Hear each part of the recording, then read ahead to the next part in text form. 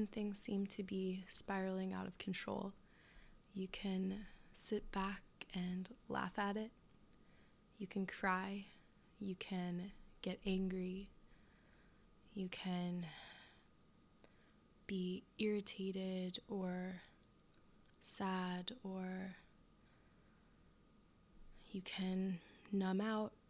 You can cope and react in whatever way you do. And knowing that whatever decision you make, however you are reacting, that's the appropriate response. Often there is this misconception that how we react to life circumstances needs to be a certain way to be correct. Whether we channel our anger into something productive, or we take a step back and we just breathe and let it pass over us, whatever it may be. And ideally, this is how we would like to react and respond, because it feels good to react, quote unquote, correctly. But, we have to learn through all experiences. And in the same way that our Western society teaches us to act a certain way, and that certain actions are good or bad, and not necessarily in terms of ethics and morals, but just that certain responses are incorrect, that we always have to maintain composure. And I think that this leads to so much pent-up emotion and so much confusion and so much looking to things outside of ourselves in order to know who we are, rather than allowing ourselves to express ourselves authentically in the moment, instead of needing to label and have this deep self-reflection and filter on 24/7 to make sure that the way we're acting and thinking and doing is always correct. And if you just allow yourself to be, it's always going to be right. And if you allow yourself to act out of love and truth and honesty, it's always going to be right. And to do this, it's just feeling that there's no resistance to what you are doing. Hey guys, this is Kat. Welcome back to another episode of This Human Thing. This is episode 10. And this is just a solo cast, a solo guy today. It's just me, just talking. And I'm going to get into some of the questions that I've been sent in, and I'm going to get a little bit into my own journey and what I've been going through, because even though the specifics of our stories and our timelines may be different, I've noticed, just again, only through my own experience, that the quality or kind of the theme or the energy of what we tend to be going through all seems to parallel and happen around the same time. And this just ties back into the fact that, we're all on Earth together. We're all on this, or in this human experience together. And although we run around acting like we're all these separate individuals, we really are just one big organism, one big ecosystem that is this planet. And we often keep our worlds quite small, which, is very helpful to do when things feel chaotic, but we can find some rest and connection in knowing that we all are in this thing together. So typically I will record this podcast during the week, and I'll upload it Sunday night so that it goes out Monday morning. But I am recording this on Monday because I have not been feeling well the past couple days. I guess this past month in general, everything has been moving so fast. There's been a lot of changes that I brought upon myself, but they're not necessarily what I would like. They're not ideal. And going into them, I perhaps wasn't evaluating what they would play out to be or how they would play out. I just knew what I was doing, but not necessarily how it was going to unfold, which, we can't predict the future. We can only take steps towards what we believe to be the correct direction. And I still do believe that I'm going in the correct direction, but that doesn't mean that the path is going to be easy. So at the end of July is when my roommate Teddy came back to San Diego. Or actually, I believe I'm actually completely blanking. But I remember when he came back, like a day or two after he came back, I went to Seattle to visit my friend Tommy, and then I was back here in San Diego, and I was just kind of like very busy in a good way, but I wasn't seeing him much. And then my sister came to visit, and then my friends Audrey and Eliza came to visit, and what had begun to be a very peaceful and quiet quarantine with a lot of self-reflection and a lot of space and growth and creativity. This was when like a lot of ideas were brewing and a lot of space to really like experience life without filters and experience myself without filters, a lot of alone time. And that was such an incredible experience. And super, super healing, and I gained so much clarity and direction for my life. Maybe not necessarily where I'm going, but how I'm going to be moving forward.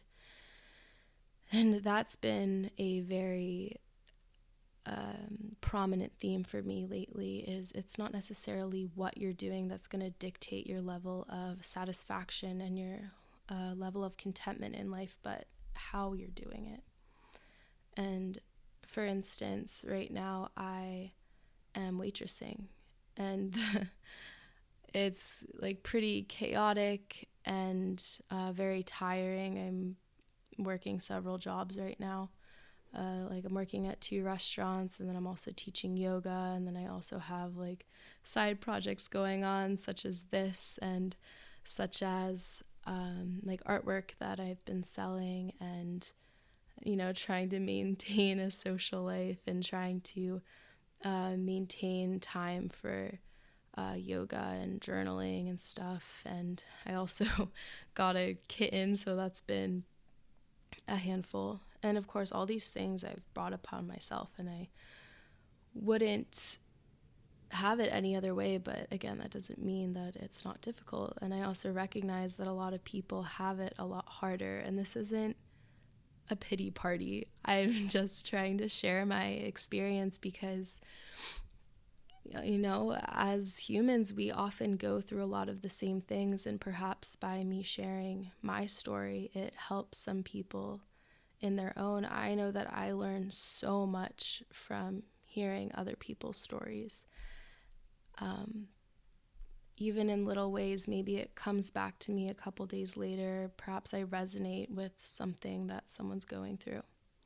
And I know I'm jumping all over the place right now. I don't have this scripted out or anything. I'm just speaking. And it does feel interesting to just be speaking and not be speaking to anyone. So this is new. Anyway, so yeah, at the beginning of the year, I moved here to San Diego. Just lots of things were happening, and I reached a point where I was just so excited to begin my life here. And then, of course, quarantine happened, and I went back to the East Coast for about a month and a half, where it was so great to connect with my family. Sorry, I feel like I'm gonna burp or something. It was so great to connect to my family, and I was going through some emotional struggles during that time. And then I reached a point where I decided, okay, like I've spent my time here. It's time for me to go back to San Diego. And so I did, and I returned. And that's when that couple months I was referencing earlier about just having so much space and solitude. And I was really, really alone. I had only met a few people here in San Diego before I came back. And I wasn't super active on like social media or anything. So it was really just me and myself and nature and books and meditation and all of that.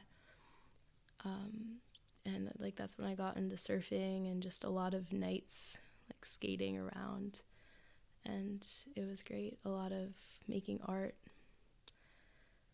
And then my roommate returned, and that's when things began to pick up the pace a little bit. And yeah, I was traveling, and then I had people visiting. And then when Audrey and Eliza left, and when they did leave, I had reached a point of just all of this energy that was super passionate about how I wanted to create, and all these crazy ideas that I had stirring around, and just a lot of passion for that, and just really ready to dive into the grind. And so I dove into the grind, and I started working probably too much at first, just because it just takes a lot out of you physically to be on your feet like 10 plus hours a day, like at a minimum. And that's kind of where I am now.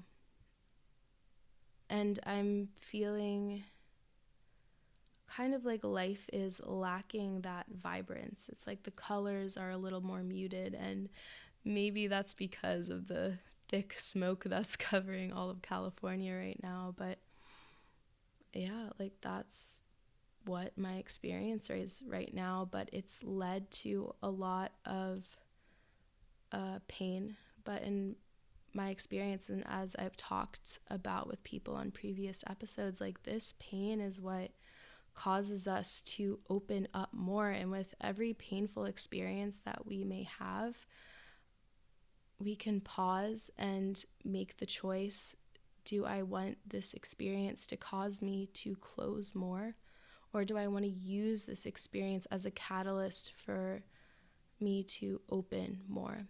And when we talk about closing or opening, it's about shutting life away and trying to cut yourself off from life, make yourself separate because you're upset that life isn't happening how you want it to be. Telling life that it's wrong, or being victim to your own experience. And when you open to life, you're surrendering to allow life to be exactly how it is. And that doesn't mean giving up. That doesn't mean just allowing life to just wash over you in the sense that you just become like numb and a pushover. But and as I voiced to a friend one time, it's about allowing life to flow through you and move through you, instead of feeling like you always have to move through life, instead of you always having to push and shove, and that everything has to be a struggle, and that every experience you have is met with resistance. And it's often difficult to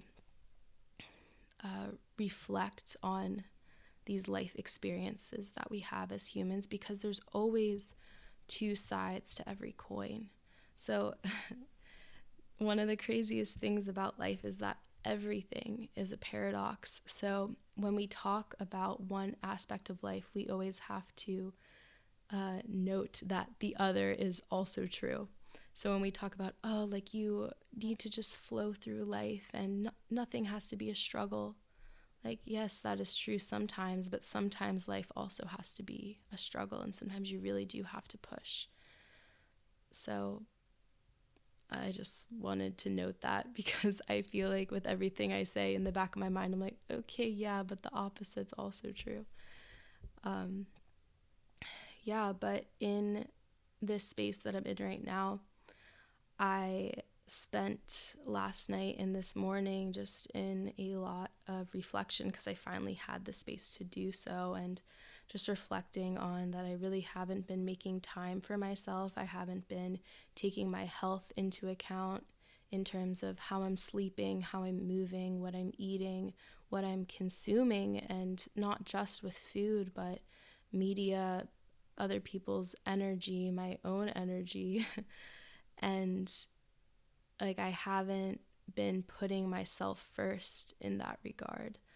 And when you really sit down and become quiet and still with your own self, you'll notice that there's all of these layers to your experience. And so there is this part deep, deep inside that is this essence of you being alive. And we could call this consciousness, or maybe even the soul, or maybe the soul is like a layer in front of that. Again, this is completely conceptual.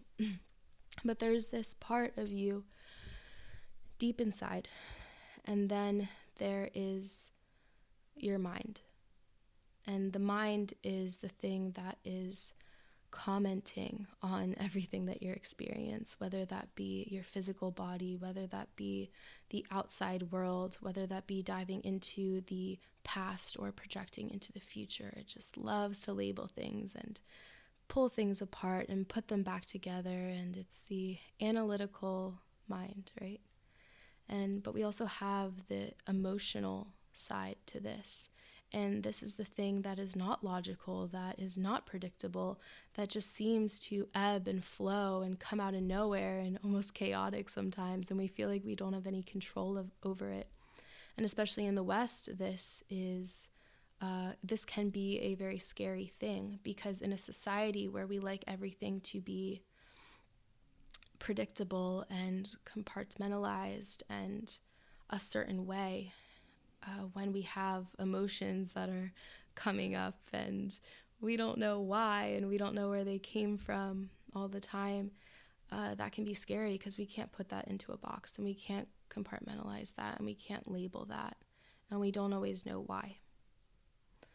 And we can see in some other cultures that people who are freely expressing their emotions and just letting that energy move through them, instead of, again, this sounds like cliche, like something we talk about a lot but maybe don't find a solution to, is just shoving your emotions down and perhaps saying, oh, this isn't real, this is just something that is coming up and it's annoying and I'm just going to shove it back down. By writing something off, sometimes you're not actually dissolving it, sometimes you're just shoving it back down, and it's going to keep coming up later until you learn. And yeah, sometimes we are consciously shoving it down, or sometimes we can't seem to allow the emotion to pass freely because we have this resistance, or we're labeling it as a bad thing. So even though we're experiencing something such as maybe anger or grief or guilt or shame, there is a layer on top of that, which is our resistance to the feeling. And so that feeling is going to stay longer. And you can think about this concept like with electricity. So if our emotions, or really any life experience, if it's energy and it's a current passing through a wire, if you add resistance to that current, it's going to take longer for that energy to get from point A to point B. And when we talk about surrendering into the flow of life and letting life move through you instead of you moving through life, it's letting that resistance fall away. And circling back to where I was before, in some other cultures, we can witness people who don't have this, maybe like taboo against certain emotions being expressed, like anger or like grief, where you'll see a woman wailing in the streets, or you'll see someone just like so angry and just yelling and yelling and yelling. But perhaps then there is an understanding that it's just an emotion and people don't necessarily take it personally, or they don't judge the woman crying in the street, or whatever it may be. I'm just making up scenarios here. But yeah, that's something that I've been trying to make space for, or allow space for, is these emotions. Because I often just thought that I was someone who didn't react. I just didn't have big reactions to things. And again, that was me subconsciously shoving things down. And as I began to meditate and began to self-reflect and began to question myself and question life, I noticed myself becoming more sensitive.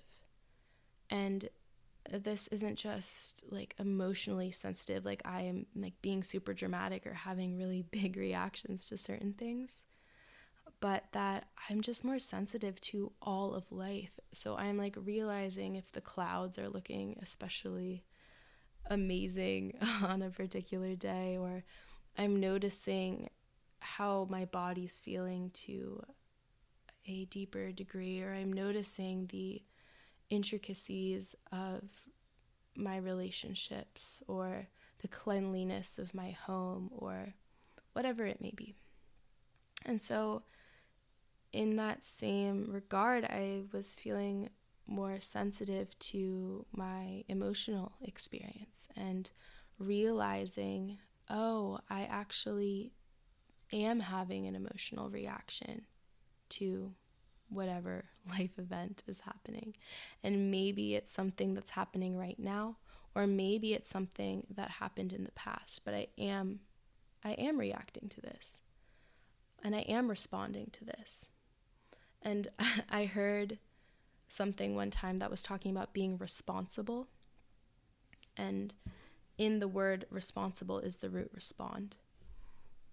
And so it's our capacity to respond to certain situations appropriately that makes us responsible.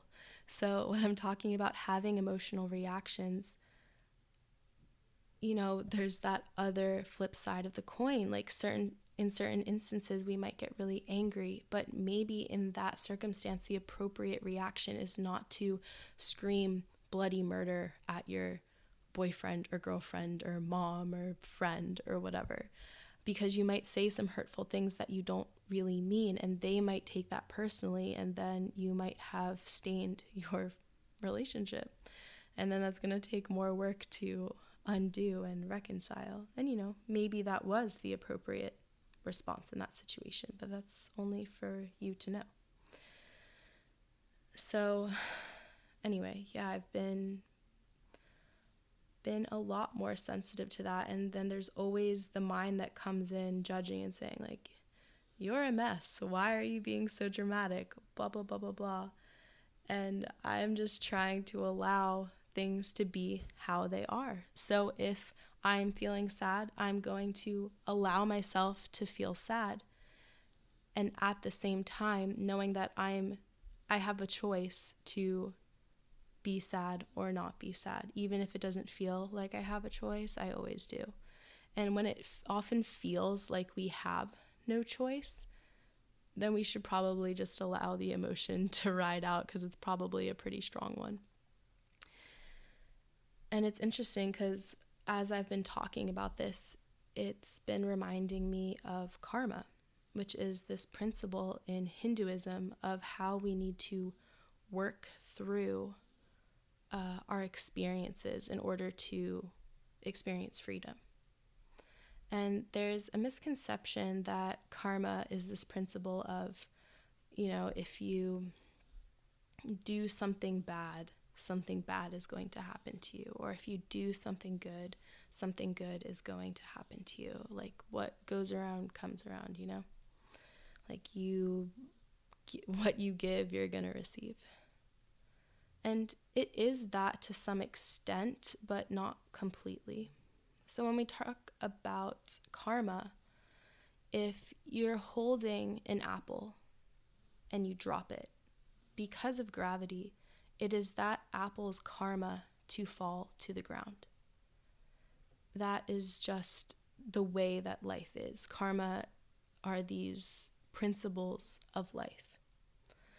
And it seems to me, and I'm not reading this from a textbook or anything right now, but it seems to me that to the degree that we resist life, or that we resist the way that things are, it's going to take us longer to burn through our karma.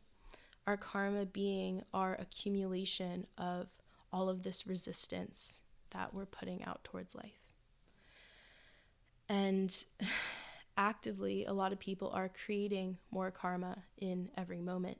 So maybe at the rate that they're burning through their past karma, they're creating the same amount of karma in their present moment by resisting whatever's happening here.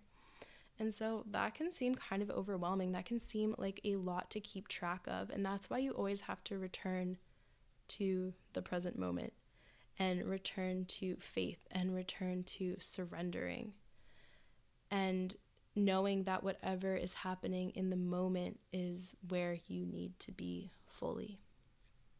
Ram Dass has a saying, and it's a little bit of a mantra for him, which I've adapted as my own mantra, which is, and this too.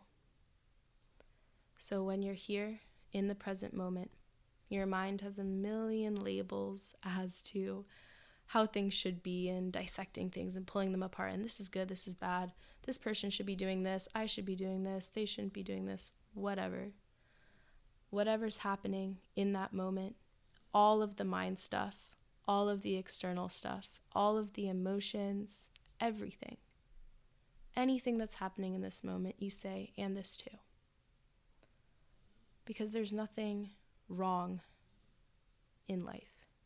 When you look at nature, even if there's a fire, even if a species goes extinct, even if a plant grows and dies, we don't label that as wrong.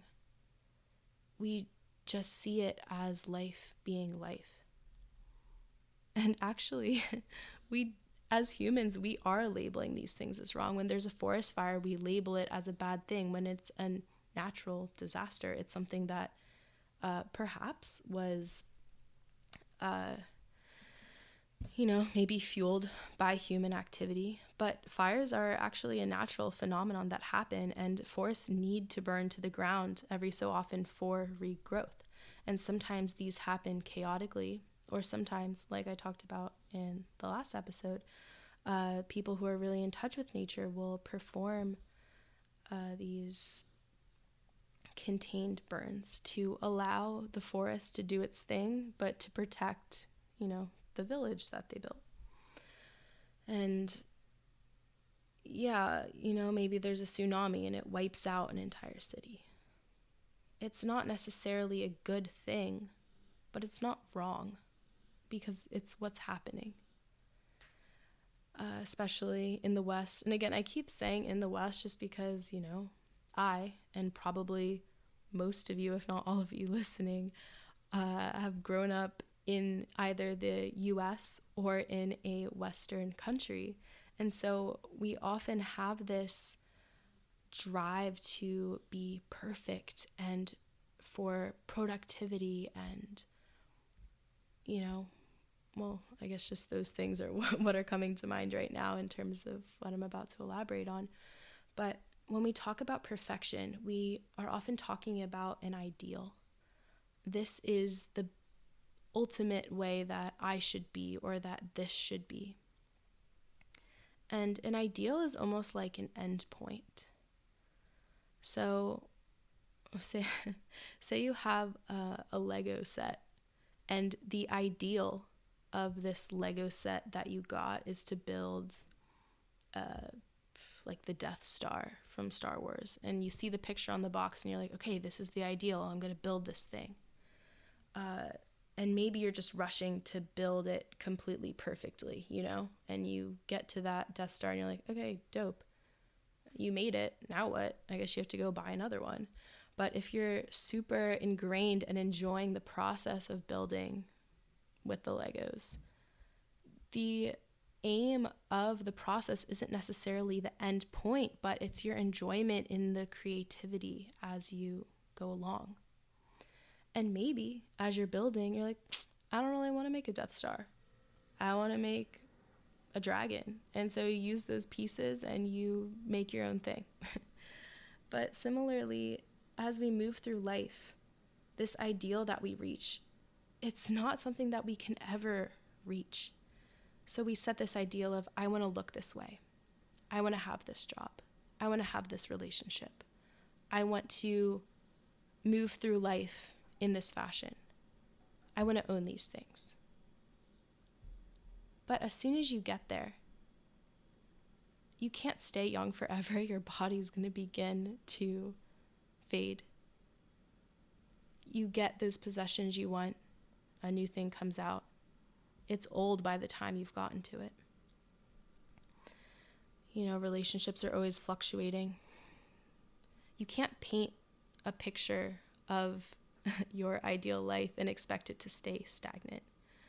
Because the only thing that is constant in life is change. And that's something that's so hard for us to surrender into, is because we want things to be a certain way. But we neglect the fact that things can never be a certain way because they can never be one thing. Nothing is stagnant, ever. And in the West, where we build these magnificent skyscrapers and we have social media where everything is saved perfectly, and we have these systems like highways and airways and like factories and all these crazy systems in place that we expect to function seamlessly, which is incredible in terms of innovation and allowing life to be a little easier in terms of like our physical survival. But we also notice that things don't always go quote unquote perfectly or ideally, because nothing can ever be an ideal, because things are always changing and moving and people are imperfect, and we can't always rely on these systems.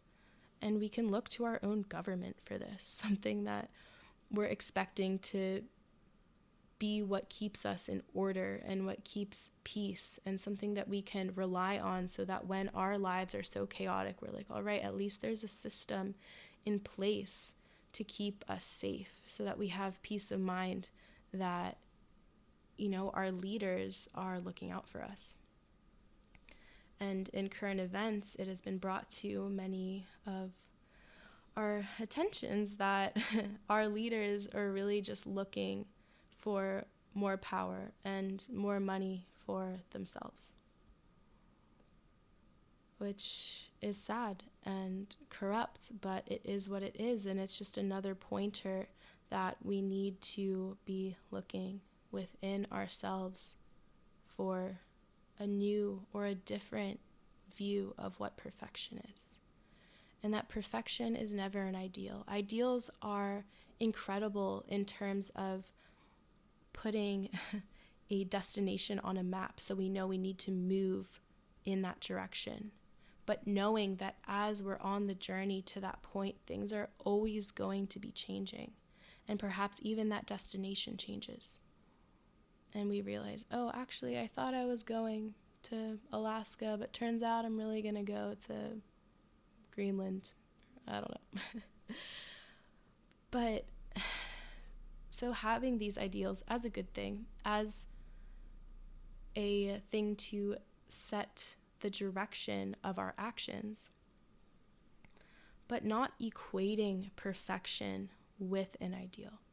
And let's redefine perfection not as something that is ideal, something that is exactly what our minds can create to be the best situation, but perfect as things are exactly as they are. So if you take two flowers that you've picked, and one is a blue flower, and one is a yellow flower, each flower is perfect because it's exactly how it is. Even if the blue flower was kind of dying or kind of ugly, like it's still perfect because it's exactly how it is. And we can do the same thing with people. We look at a person, we see their flaws, maybe they're a little wilted like the flower, maybe they have some thorns, but they're still perfect because they're exactly how they are.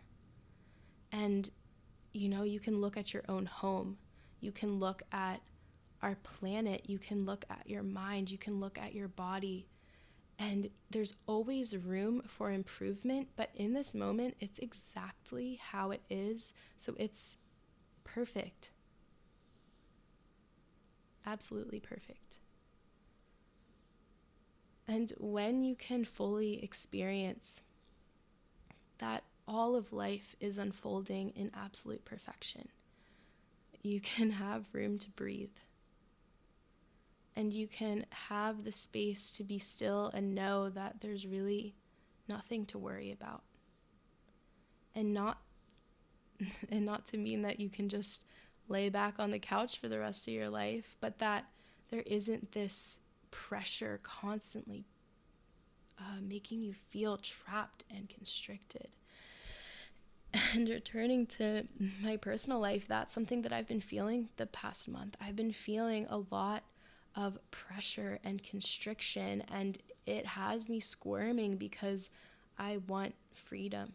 And I want the freedom that is feeling connected to my body and feeling connected to my mind and feeling connected to God or the universe or whatever label you want to call that intelligence that surpasses and encompasses our own.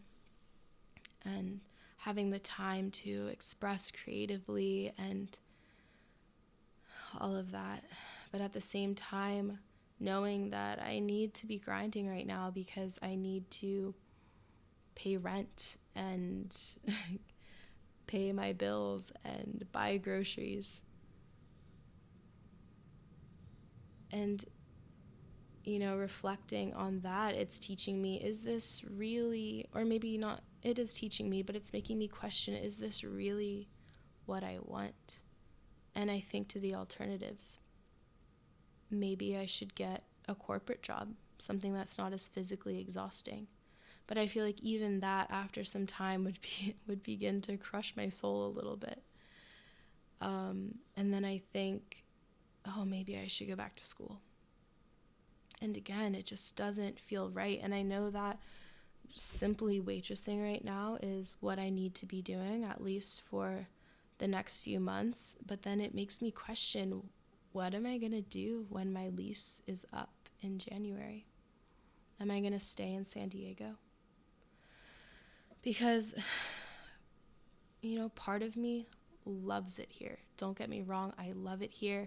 I love the ocean. I love access to nature that is all around us, which I feel like I haven't been able to experience as much, which is my own fault. But still, I get out into the water almost every day. I spend time outside almost every day. And I love that. And the people I've met here are absolutely incredible, as I've spoken about on previous episodes. They're just not afraid, they're just not afraid to be themselves. And they're not afraid to express a little bit more. And of course, there's always room for improvement. But in comparison with the East Coast, I feel like people are a lot more authentic and a lot more vulnerable, because they're just showing up authentically and saying, hey, I'm pretty messy, and there's no one who isn't messy. And hopefully they have the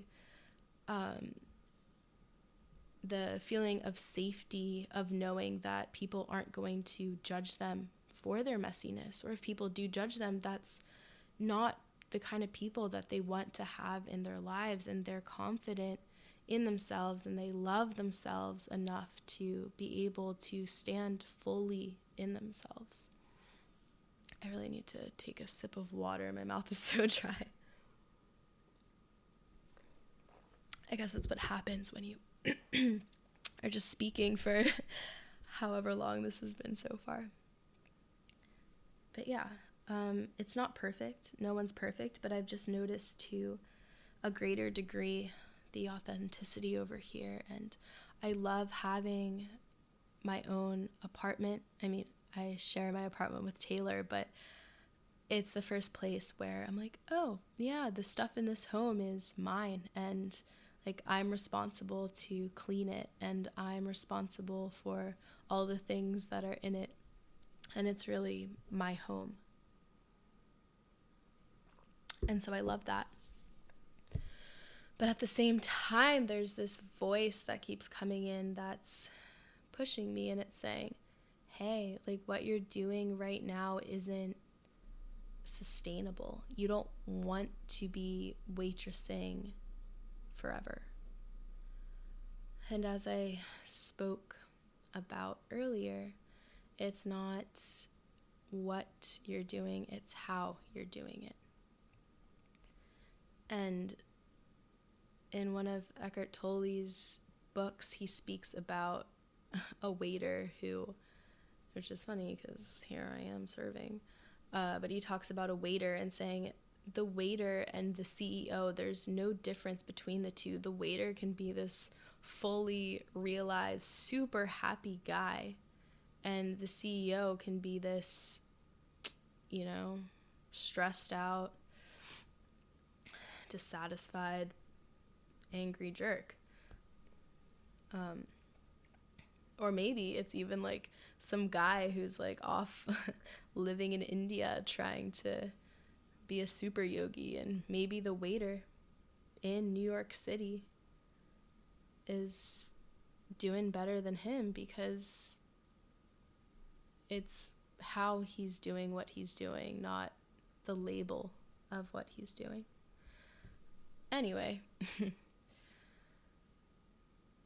yeah, a voice has been asking, Kat, what do you want to do after these few months are up? Do you want to stay in San Diego? I don't think I want to stay in the same house. I actually know that I don't want to stay in the same house. But do I want to stay in San Diego in Ocean Beach? Do I want to move somewhere else in San Diego? Do I want to move somewhere else in California? Do I want to move to Hawaii? Do I want to move to Costa Rica? Do I want to move to Bali?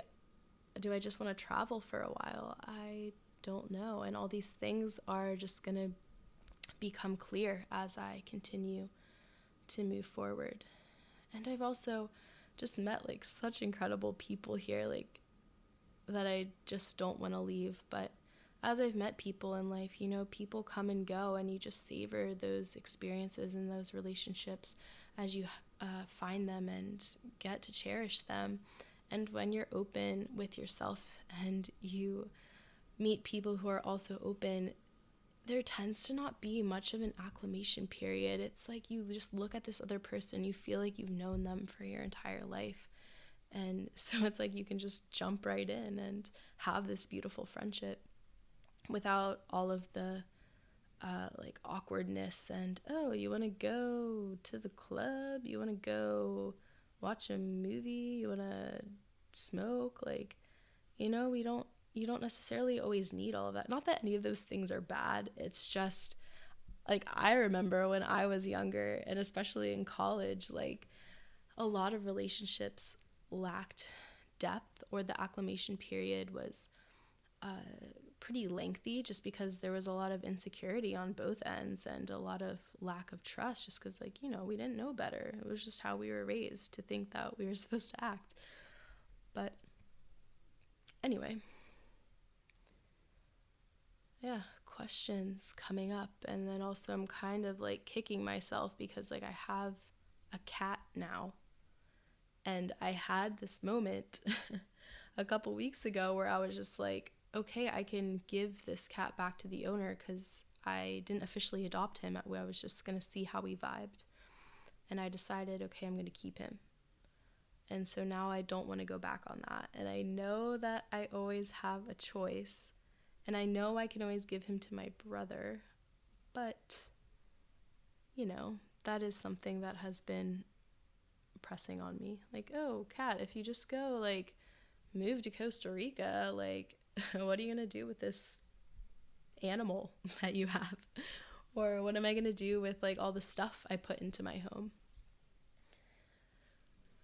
But it is only that. It's all just stuff, whether that be commitments that you feel that you're, like, roped into or chained to, or it's just your idea of how life should be, or it's the possessions in your home, or the loans you have, or maybe you're in debt, or maybe you have family or pets or whatever. Those are all choices. And so it takes a lot of consciousness to not get yourself roped into commitments that you're not ready for. So thank God I don't have any children. Anyway, yeah, it's all just stuff. I can sell the stuff in my house. I can sell my car that is breaking anyway, and I can just move to Costa Rica with a backpack and get a moped and just surf and do yoga and find cool people to interview for the podcast and make art. Like, that sounds great. But again, it just sounds great. Maybe I'll really miss having like Western society. I don't know. But I can always come back. It's just another life experience to have. And that's something Taylor and I were talking about. That, you know, I'm not really sure if this is where I'm at completely, but just moving around every couple years to just experience more of life and kind of having this nomadic lifestyle.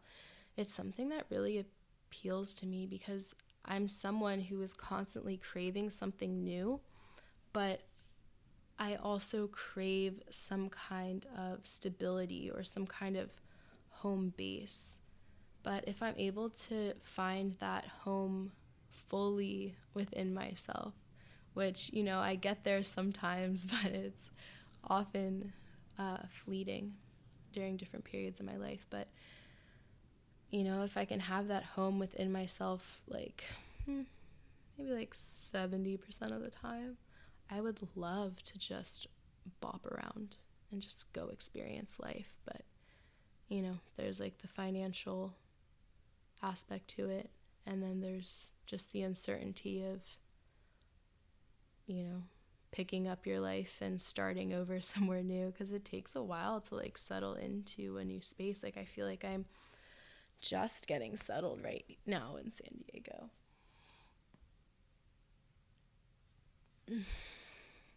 Yeah, I don't know. I was listening to a podcast this morning, actually, and for having a podcast, I don't listen to many podcasts, but they were just talking about how everything is so uncertain right now.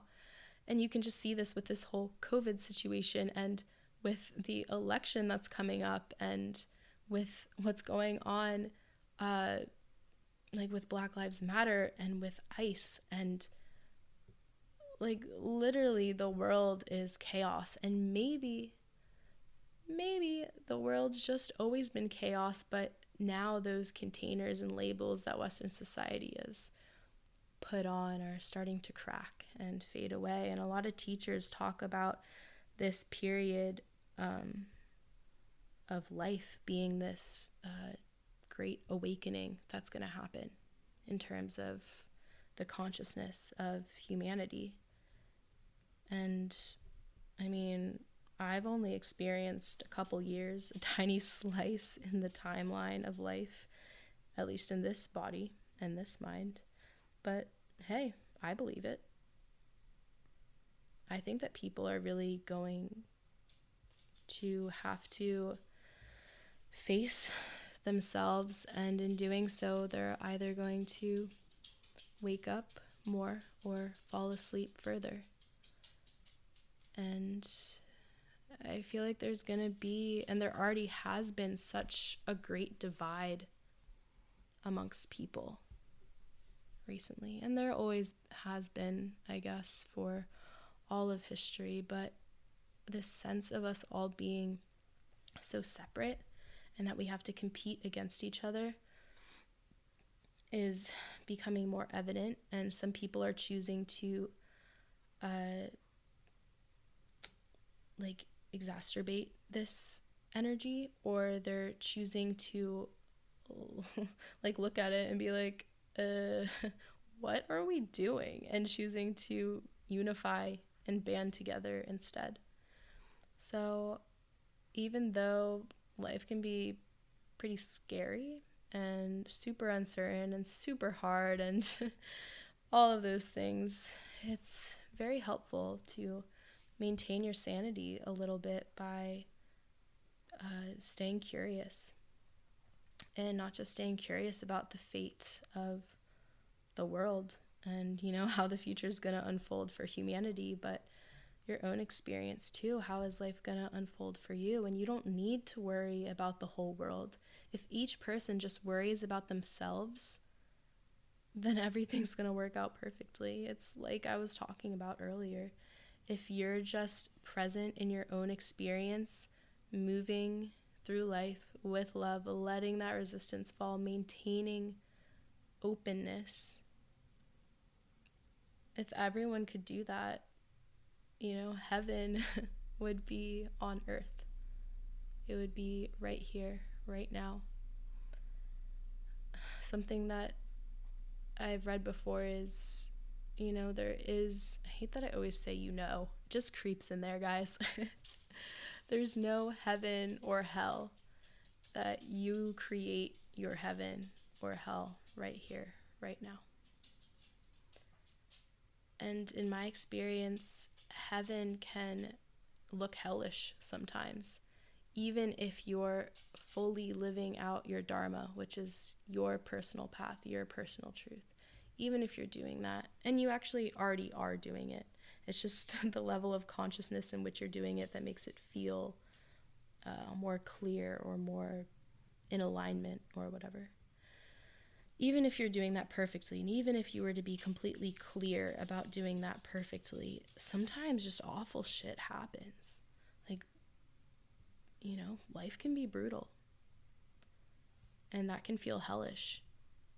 But it's how you respond and react to that, and you say, and this too. And this too is also perfect. And this too is life's absolutely perfect unfolding, and I know nothing, and everything is just happening, and I'm just placed here on this planet being a human.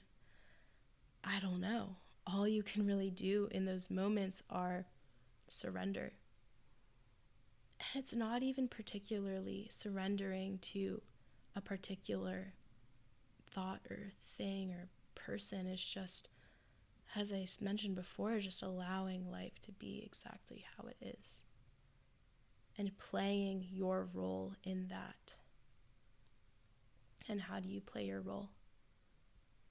By becoming more sensitive, by being more open, and by moving with dignity and moving with grace and being effective and being honest, even if it feels uncomfortable. It's just living honestly. Living truthfully, not trying to hide anything from yourself, not trying to hide anything from others. And this doesn't mean searching for problems to bring up and searching for things to share with other people. Like, there's such a thing as oversharing, but it's just in that moment showing up as authentically yourself. And you don't need to worry about how this looks like, because it's just going to manifest in the moment. So just do it now. Just allow it to be now. Ooh. I guess maybe this brings this episode to a close. I need another sip of water. It's actually tea. My throat hurts right now. I'm not a big tea drinker, but because I've just been like sad this morning and yesterday, I was like, maybe I should just drink some tea, ground myself a little bit, feel a little zen, light some incense, do all of the cheesy things.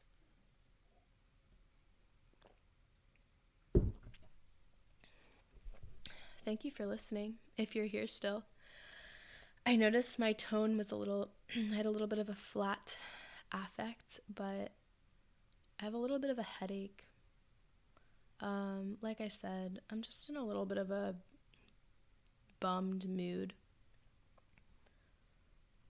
But that's just how I am right now. And that's just me and being real right now. Something I wrote one time when I was journaling is, people love to come together and celebrate the good things and celebrate the happy times.